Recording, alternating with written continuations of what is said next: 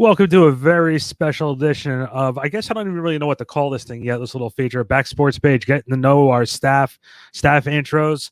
My name is Randy Zelia, owner and founder of Back Sports Page. And what we decided to do as a team is I want everybody to get to know our writers, get to know our staff. And what better way to get this first interview going with one of our young, talented upstart writers / broadcasters / multimedia geniuses / all around good guy. We're going to go with Tyrone Stallworth. And Ty, good morning. I know in Chicago it is 8:30. You and I both have our morning sweatshirts on. Like, oh my God, it is early on a Monday. But you know what? Why not start the week off right for everybody who's listening and being able to go back and watch this so they can get to know you. So for that, I say, Ty, good morning. Good morning, Randy. How you doing today? Good. So my question is, was the intro good enough for you to put on a recording and have that every single time you're feeling a little blue? Is it one of those things? Yeah, the intro is actually pretty nice. It reminds me of like an anime intro, An anime intro. I've heard a lot of different things about my intros, but anime may not be. That might be the first time I've ever heard that, and I'm not sure if I fit in that genre. I'm a 40-year-old man, and all of a sudden I'm talking about cartoons. Excuse me if I feel a little out of place with everything. You know what I mean? Yeah. It's the guitar for me. Oh, okay. So the music, not my actual introduction of like announcing. Oh, yeah. The music, but the intro for me was great. The identification was on point.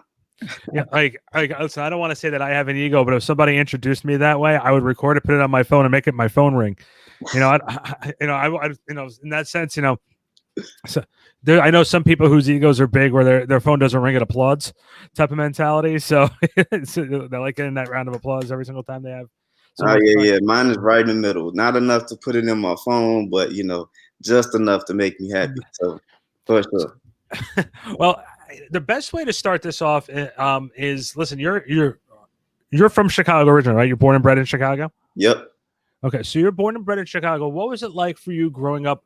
Not South Side, right? You're North Side. No. So I grew up on the South Side and raised also on the West Side. So South Side, West Side, same thing for me. Okay, so what was growing up as a sports fan? Talk to me about some of the players you grew up watching and who you're still watching today. Obviously, because you're a young man. I openly admit that I'm old, but you're a young man. I can admit that. So talk to me about some of the people you grew up watching and some of the teams that you like. Your sports fandom. Well, I started basketball. I started watching the Lakers like everybody else. So Kobe, Shaq was my go-to 1-2 punch on the team, but I also liked Allen Iverson, right? I saw a lot of myself in Allen Iverson. I was short, scrappy. So I kind of looked up to Allen Iverson, I had hair, so I would make my grandma braid my hair just like Allen Iverson. That's awesome. So that was cool. On the football side, weirdly enough, I grew up liking the Carolina Panthers. So Steve Smith was my first favorite NFL player. Again, short, scrappy guy. He gets into a lot of fights, but he was a baller. So I love Steve Smith. And then, trying to think of the defensive end. He got traded to Chicago. I want to say Peppers. Okay. Yeah, Peppers. He was a great defensive end. And that's when I really just started to watch, not just the ball at that point, for football. And then the White Sox, grew up a White Sox fan because my granddad would take me to games. So Paul Konerko was my guy. I love Paul Konerko. Is it me or like you don't hear enough stories now about people who went to games with their grandfather, their father? You don't hear those type of stories. Like my dad and I grew up going to Nets games. So that's you're not familiar with the old New Jersey Nets, but at their stadium, it was a 20,000 seat stadium, and they might be getting anywhere between 12 and 15,000 a night. So it always looked empty. So we used to joke around. I used to sit with my dad and say, "Dad, it's pick our own section night, so we can go upstairs in the upper level and pretty much have the whole 32 rows to ourselves." So you don't hear a lot of those great stories, about your grandfather, your father, you're someone who you look at as a mentor figure growing up, going to games together anymore. You don't hear about that a lot. Yeah, everything is digital now. I don't know what's up with this generation. Like even TV is dead. So that makes me sad inside too. Well, here's the one thing I do like, and I said this when I was working with the NBA back in the day. I was working at NBA E. I was walking around the studios. I said, "There's going to be a point in time, and we're not fully there yet with sports. Maybe with WWE a little bit, but we're now at a point where I said at that point we're going to be a point where people can go back into the big catalog of games for their NFL, NBA, or Major League Baseball, and have things available on demand. Now we do have a lot on demand, but the sports world has not caught up to the movie world and the TV show world where you can go on Hulu, you can go on Netflix, you can just pull shows up that you want to watch. So you can't go back and pick out that one Chicago Bulls game or that Los Angeles Laker game from 04 that you want to see Kobe and Shaq hit that alley-oop pass. We're not at that point. We could pull up that game maybe on YouTube, but they have not offered it in a real package like that. So that would be, like you just said, all digital. That would be pretty amazing if the NBA, you were able to go back and watch a random Charlotte Hornet Chicago Bulls Michael Jordan 40-point night. Yeah, I would love that. I didn't get a chance to watch Michael, so I would just watch, his championship seasons. That's why so I always have this debate, right? So people ask me, who's my favorite player of all time? And I say, well, I can't say Mike because I didn't get a chance to watch him. So I will always gear on the side of, Kobe and Allen Iverson, right?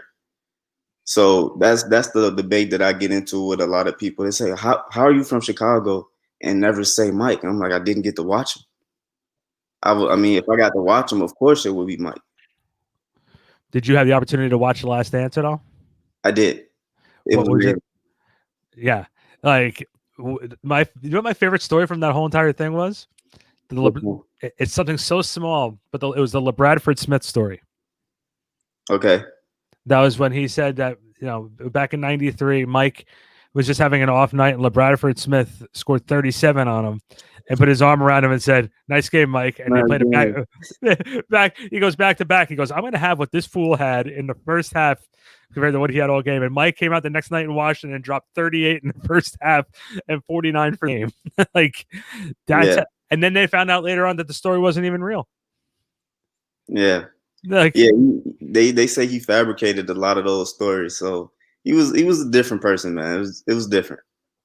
Yeah, it just was, but and I think, I hate to say it, I think every athlete should have that mentality, though, right? You want to be the best. Like, I don't like that LeBron is teaming up with Anthony Davis. He should be wanting to beat Anthony Davis. The number one iPhone, man, in the league. I don't know if you watched that episode of the Trifecta, but Jared was like, he didn't join a super team. They became a super team. And I'm like, bro, his iPhone is the MVP of the year. He called everybody up and got them together. What do you mean? Yeah, well, that's the thing with LeBron, and that's the one thing nobody talks about with him. Like, you can say what you want about Michael, and everybody has said everything they want to about Michael in the past. Michael didn't go out and recruit guys. He said, "Look, Scott, I got Scotty. Me and Scotty got this." Horace Grant walked away to Orlando at a time when Michael wasn't even there, and Chicago's management team at the time. Look, Jerry Krause did not come off looking good during this whole Last Dance thing. Yeah, he was like the villain of the Last Dance. yeah, like even the thing with Tony Kukoc, she's sitting there touting Tony Kukoc in front of Jordan and Mike at that time, Jordan and Scotty at the time. But you look back, and they didn't go out. They recruited Dennis Rodman. So if you want to say they recruited anybody, you can go out and say they went out and got Dennis because they needed a rebounder. They needed that rebounder defensive guy. Yeah. But that's all they did. LeBron sitting there calling, "Hey, listen, what do you think? What do you think about coming over and playing with me this year? Yeah, we need another guard. I'll just call JR. Come on, JR Smith. Let's go. We get him here too." I want you to think about this for a second, right? So when LeBron teamed up with Bosh and Wade, they all got drafted together, and they were like all like top 5 draft picks that year. No, Mm-hmm. yeah. So if Yeah. Mike was to do the same thing, he would have teamed up with Hakeem Olajuwon and Charles Barkley. That's Yeah. that's crazy. That's nasty. That's the Olympic team. Yeah. That's the dream team. Well, but also remember the mentality back then, not just from a player perspective, but from a league perspective, was you got a superstar on your team. You build around that superstar. And that's who you're not only just building your basketball team around, but you're marketing around too. Mm-hmm. So you're expected to have that star back then for a little while. Like growing up, this is what it was. Dominique Wilkins was the man in Atlanta, and then you had your number 2 guy, your number 3 guy, and you had the 5 positions: point guard, shooting guard, small forward, power forward, center. Boston, I became a fan right at the tail end of Larry. Okay. So then enough said. And then they started going through a rebuilding period. Reggie Lewis passed away when I was a young fan. Chicago was Mike and Scotty, obviously. Cleveland was Mark Price and Brad Daugherty. Charlotte was Alonzo Mourning, Larry Johnson, Kendall Gill.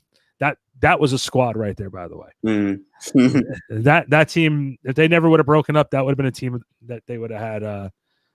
And when we had Kendall Gill on the Hardwood Huddle with Bill and I, he openly admitted, he said, that team broke up because at the time, Alonzo and Larry were too young, and both wanted to prove that they can do it without the other. Yeah. And so that's a sad thing. But you can go down the line, and each team had a superstar. And Mike wanted to beat everybody. He didn't want a team with everybody. Mm-hmm. We're playing the Knicks. I want to beat Patrick. I don't want a team with Patrick. We're playing the Blazers. I want to beat Clyde. I don't want a team with Clyde. You know, that's just the way. That's just the way it was. And now we're in a different way where guys are friends with everybody. And also keep in mind, there's no social media back then either. Facts. Right there. One thing I do like about, one good thing that came out of LeBron doing the decision and all of that, I say the silver lining in that situation would be that the players now have the power in their hand, right? So they can go and market themselves as, anything they want to. So I think that's the only silver lining that I do like, is that, teams just can't control their destiny forever, right? Because the only team that really, before the decision, the only team that really like took care of their player was the Timberwolves. And they say, hey, you gave us great years, go get a chip. We're going to trade you to Boston, go get you a championship, and ride out on top.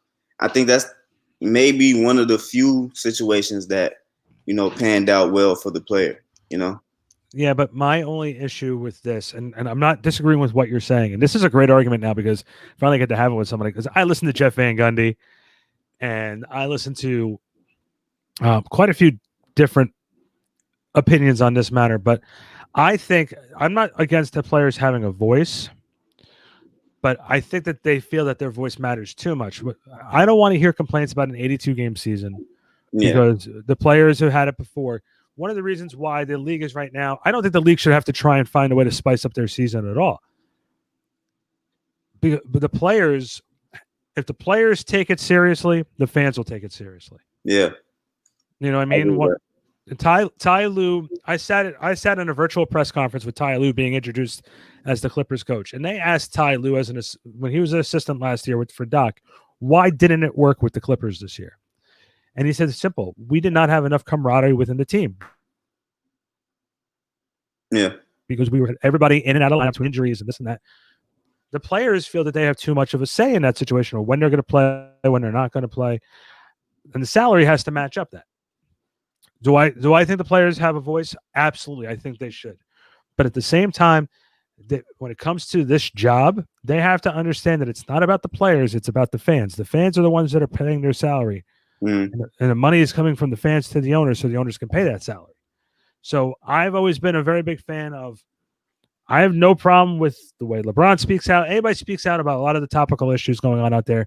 They're human beings and they have a platform. They should use their platform to the best of their ability to not only help how they feel about the things that are going around in the world of politics and for whatever they're doing with their brand, but I also feel that it's a good way to help promote themselves for the league as well.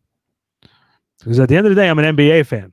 The Yeah. players are gonna come and go. But Yeah. so with that being said, I think that the players don't look at what's best for the fans, what's good for the league that's paying their salaries. They look what's going on for themselves. And I do think they shouldn't scrap an 82 game season. I think that there shouldn't be a load management rule or anything else like this. I understand it's a little bit of a different time, but if they were playing in the Jordan NBA, they'd be driving down the lane, they'd be getting their butt kicked. There'll be no foul. You go those same fouls that they were barely calling for Jordan are now flagrant twos in the NBA. Yeah, it's crazy. One thing I would say is the load management thing. I get it, right? I get it. With the way games, you want to see Kawhi, your favorite players on road games, but Mm-hmm. you know, it kind of works a little bit. I'm not gonna lie, it kind of works. The 82 game season should not be changed to lower, right? Because then you start getting to how do we weight records and things like that. And it's just keep it normal. Like baseball they're doing a 180 right now, and I don't know what's going on with that.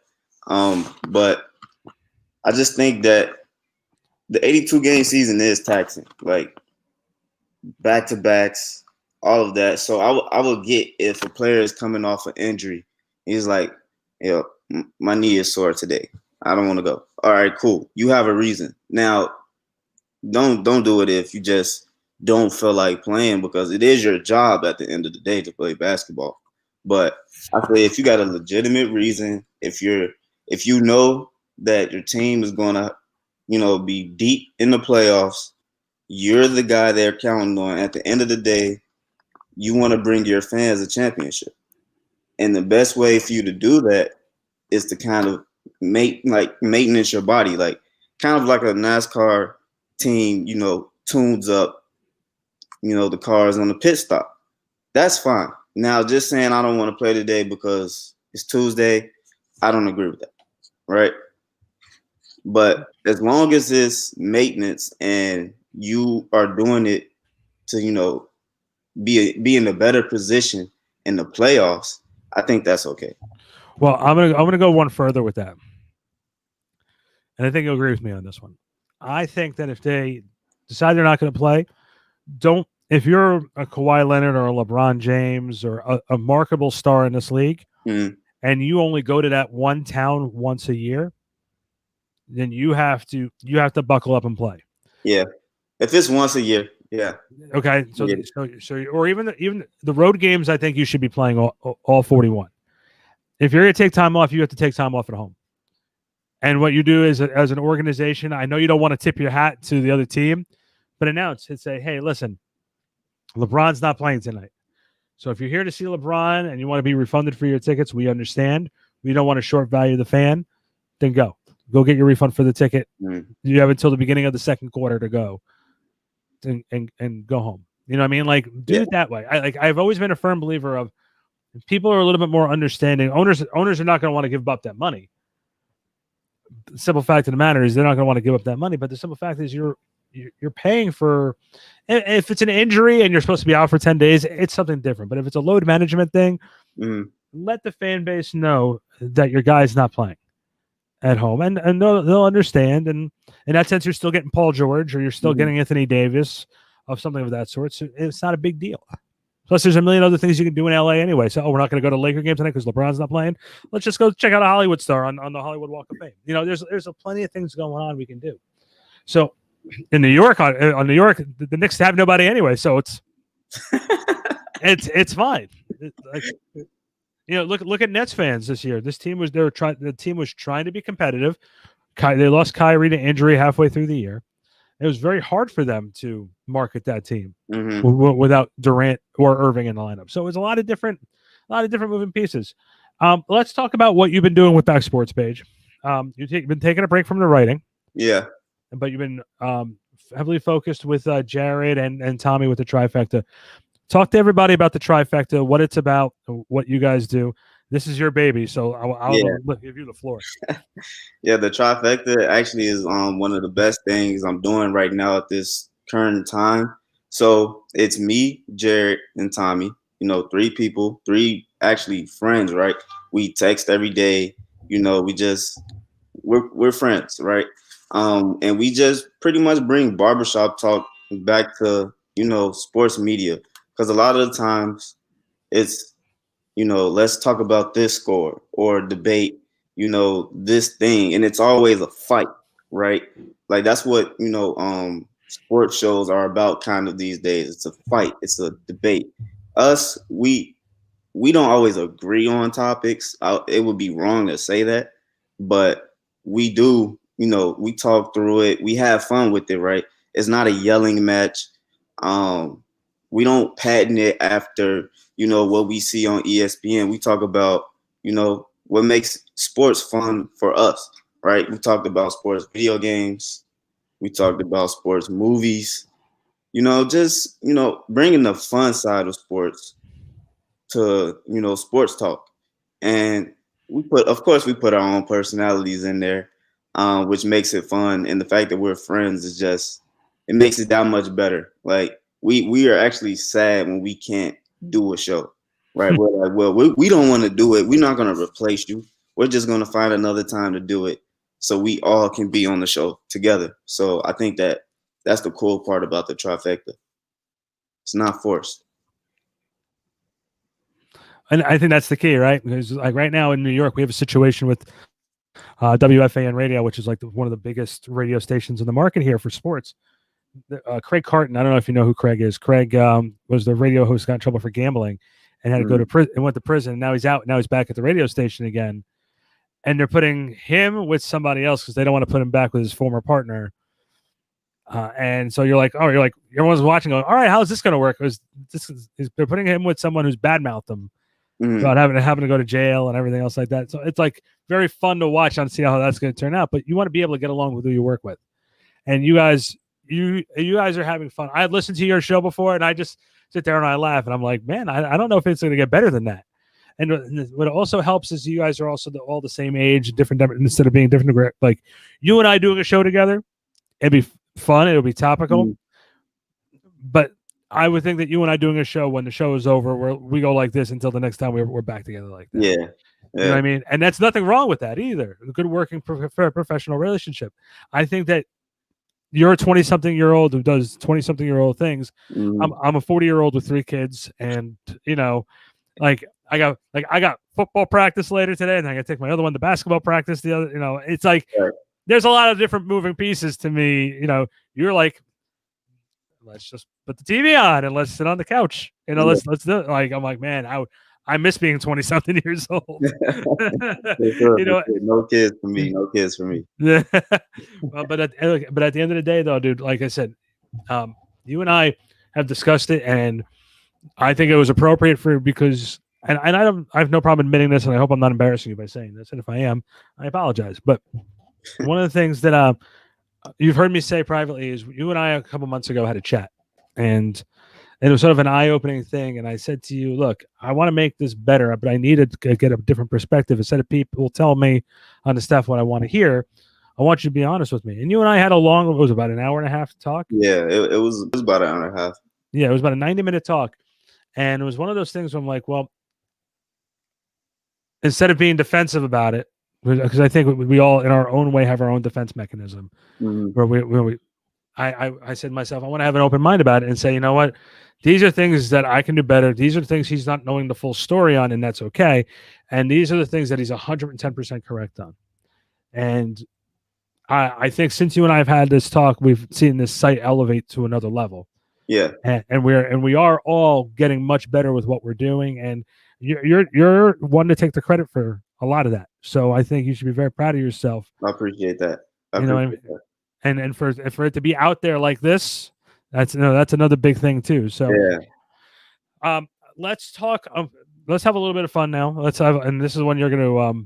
I'm gonna name a comparison, and we're gonna do a little old school, new school thing. And I want you to let me know who you think is going to be better and who's going to be, who's better than who in this situation. So what we'll want to do, I want you to pick a sport. I want you to pick either baseball, basketball, football, or hockey, or MMA. Let's go football. Let's go football. All right. Let's see. Tom Brady or Steve Young? Mm, that's actually tough. I'm gonna say I have to say Tom Brady. For the mere fact that the Patriots way has been dominating like football for my whole lifetime, like 20 years. I think the Patriots played the Bills yesterday, and all they were talking about were the Bills haven't won the division since 1995. I was born in 95, right? Um, they how many rings does Tom Brady have? Like five, Yeah, so 5 or 6 rings. 5 or 6 rings. I think that's the most, if I'm correct. Mm-hmm. And he's still playing, like he's still defying father time. And he's doing it well.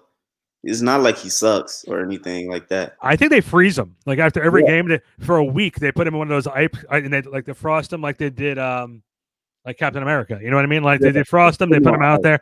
Yeah, Just put him put on. him on ice until Sunday. Yeah, yeah.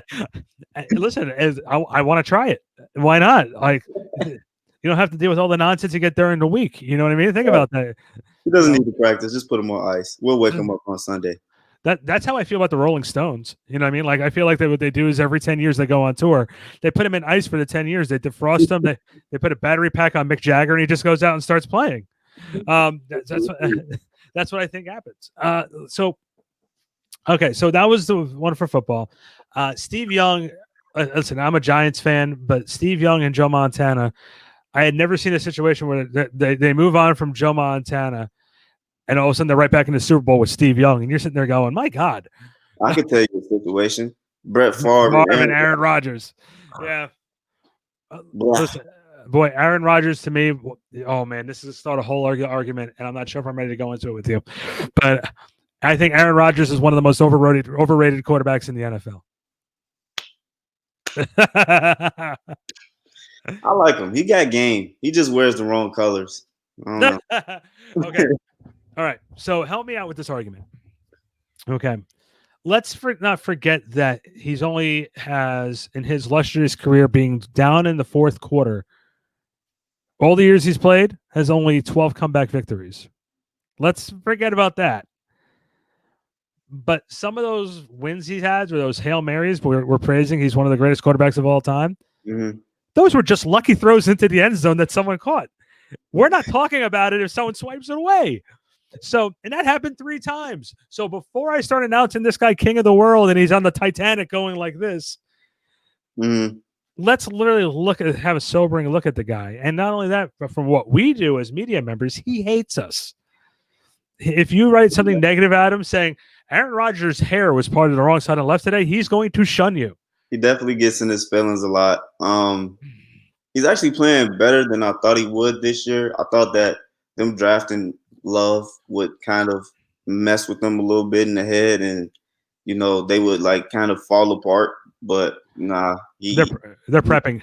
They're prepping. They're not stupid. Like you when you get a quarterback to have a certain age, like don't look at what Tampa's doing because Tampa put all their chips in on Brady, and they're going for it right now. I think that when you are a team like this where you want to compete right now, the Giants went through this for a long time with Eli. They'd be drafting quarterbacks and saying, this is the next guy who's going to take over for Eli.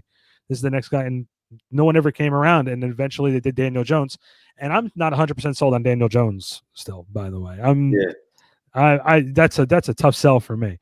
But I think that they had to do this with Aaron Rodgers. Rodgers probably has another 5-6 years left in him. But I would not be surprised to see them draft at least 1 or 2 more quarterbacks.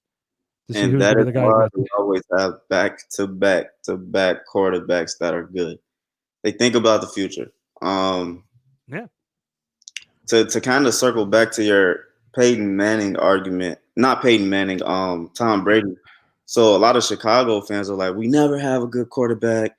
Why didn't we try to go get Tom Brady? I'm just like, you really want to go all in for a year and we don't even have what Tampa Bay had as a team? I was like, nah, we need to get somebody young and let them just just sit and learn from somebody, right? Because we always try to, get the one and done quarterback, the diaper dandy. I forget Dick Vitale. Yeah, Dick Vitale. Love Diaper dandy, baby. the diaper dandy. We try to get the diaper dandy and see how it goes, but it never really works out for us. So I don't know. I don't know. We need to do something quick about that quarterback position, though. I think it has to be a draft, or it wouldn't hurt to trade for a young quarterback. Exactly. I mean, like, I don't know. There's going to be people out there, and I know there's going to be maybe what they should do, and you'll think this is crazy, and please don't beat up the messenger, but this is just an idea. I don't think this has even been put out in public. I will not say this is true. But maybe they should talk to the Jets about Sam Darnold. Honestly, that's not a bad idea. Now the price might be a little heavy for him, and I don't know what they're gonna ask. Well, I'll tell you what they're gonna ask. We're gonna ask you. We're gonna offer you our nice sirloin steak over here, and what we want are 2 filet mignons and 2 filet mignons to be named at a later point. that's what they're gonna ask for. So that's a little steep. Yeah, it's a little steep. Listen, there's somewhere in the middle where the Jets are going to offer you the cow. The Chicago wants to offer you the cow to make your steak later, and the Jets want to give you the filet mignon right now. So there's no guarantee that the cow that they're offering is going to produce good steaks, but they're going to offer you the good steak right now. You know what I mean? That's the business of trading in the NFL. Yeah, it's kind of different than the NBA a little bit, right? Because draft capital is king in the NFL because of the nature of the game, right? It's so violent, and the life shelf of players are so short that draft capital is actually gold in the NFL. I'm surprised you didn't make fun of me for using steak as an example. It was a good analogy. Finished product now, future product. So it was pretty good. Oh, I appreciate that. Thank you. I threw it out there. I was hoping it was going to stick, so I can use that at a later point, maybe later in the week. Like there's one other thing too. We were talking about that, and like I said, I just said that out loud. And you're talking about draft capital.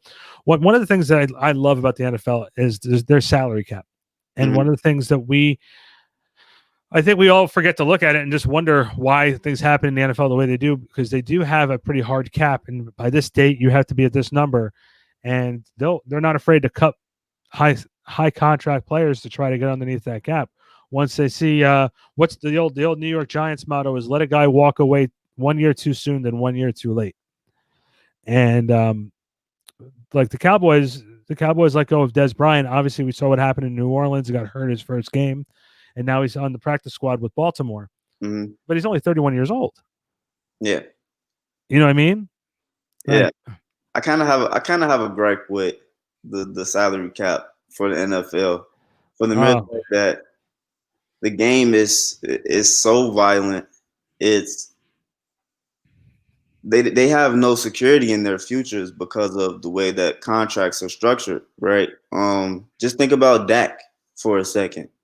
Dak deserved every bit of that money. He really did. Mm-hmm. And he goes out, he plays for the franchise tag. Most people probably would have sat, right? Most people probably would have sat. I'm not playing on the franchise tag. But he went out there, he's playing, he was having a good season, and then a freak accident happens. Nobody could have predicted it, and I don't think he's gonna get paid. I really don't think he's gonna get I don't think so either. And it sucks because Dak is actually a good character. He's not one of those, people who make people say, well, that's why such and such, or these type of players, or, doesn't get paid by franchises. He was a franchise quarterback. And, I say this a lot, but the running back position is really bad for them, right? They get hit every play. Even if they don't have the ball, they get hit. And, they really only have about 3 prime years in them, unless they're a freak of nature like Adrian Peterson, right? Mm-hmm. And who's still playing very well, by the way. yeah, actually though, it's crazy. It's mind-boggling. And they play out most of their careers on their rookie contract. And then by the time they are up to get paid, the team is like, he's ran the ball this amount of times, took this amount of hits. He probably only has X amount of future touches. It's not worth it. And it's like, wow, really? I don't know. Take a look at Saquon Barkley. Yeah. Saquon Barkley comes out, and the Giants look like an absolute genius for drafting him at number 2. In the last 2 seasons, he's been banged up, and now he's had a reconstructive ACL surgery. Reality is he's not going to be ready for next year. Yeah. I don't care. I don't care how hard you work. When you have an injury like that, you don't find your form. It's a year recovery, and then you have to work yourself back into football shape. Mentally, all of that. Yeah. So I know D Rose went through multiple ACLs. D Rose, man. If there's ever a guy, we all say if there's ever a guy who just had a string of bad luck. I was watching that playoff game. Because, I'm a Bulls fan, Derrick Rose fan, Chicago fan, so of course I'm watching that game. And I seen him go up, and he kind of like cradled his leg while in the air. And I was like, and he hit the ground. He didn't get up. And they were talking. You know how the announcers get. They talk. They're buying time. They talking. And I'm just like, yeah, he's not getting up. And I actually cut the TV off. I cut it off and went to sleep. Like, I didn't even want to watch anything else. I was just like, it's over. Yeah. He's hurt. And you could kind of just feel the collective, like, oh, no, in Chicago. Like, it was sad the next day. I think it was actually, like, cold outside. There was no wind and no sound. And Chicago's loud. Like, any time of the day, it's moving, right? It's a 24-hour city. It's moving. And it was just like everybody was not in the mood. And I was like, this is bad. This is bad. So that was actually one of the saddest sports moments that ever happened in Chicago. If you want to see a really bad injury, I'll send you a video of a really bad injury. Oh, nah. I also remember Johnny Knox. He was a wide receiver for the Bears. And I was watching him, and he kind of got folded. Like, it was weird. He got hit in the back, and it was bad. It was bad. Like, they didn't even show the replay, and I seen it, so I was like, ew. Like, he's done, like, for forever, and he never came back after that. He was pretty good though.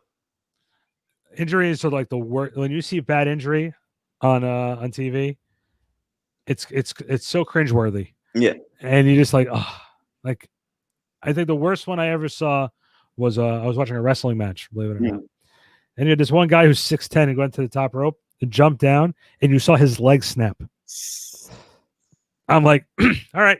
That was off. Yeah, I'm done. And the Dak injury was pretty bad too. Yeah, the Dak injury was bad.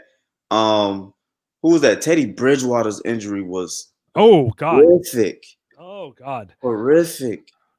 I didn't think he would play football, let alone walk again, right? Yeah, that was bad. No, that's bad. Well, I didn't want to end on a sour note like that, but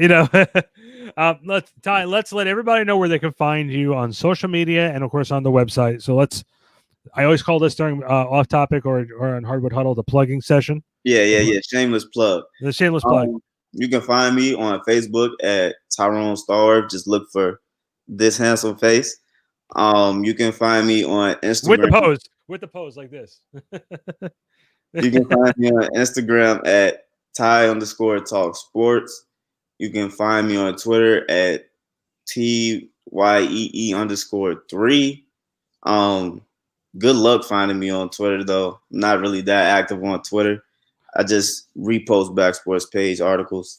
On Back Sports Page, you can find me on the web shows at the Trifecta, and some of my work. It's a little outdated. I'll probably update it for you guys pretty soon. I don't know. But yeah, you can also find me there as well. Awesome. And Ty, I appreciate you giving time for this on the early morning. Now you and I can both go back to sleep at our respective cities. Oh yeah, And I'm gonna make my morning coffee. I skipped making the coffee for this session, so I'm gonna make it right after. Listen, we appreciated you doing this, and we had the opportunity to get to know you a lot better, and really appreciate it. We'll talk with you down the road, and check out the Trifecta every Saturday, and also listen to the archives on Spotify, iTunes, where you get all your podcasts. But also, if you want a one direct spot, you can go to either YouTube or backsportspage.com. Ty, thanks very much, buddy. Thank you.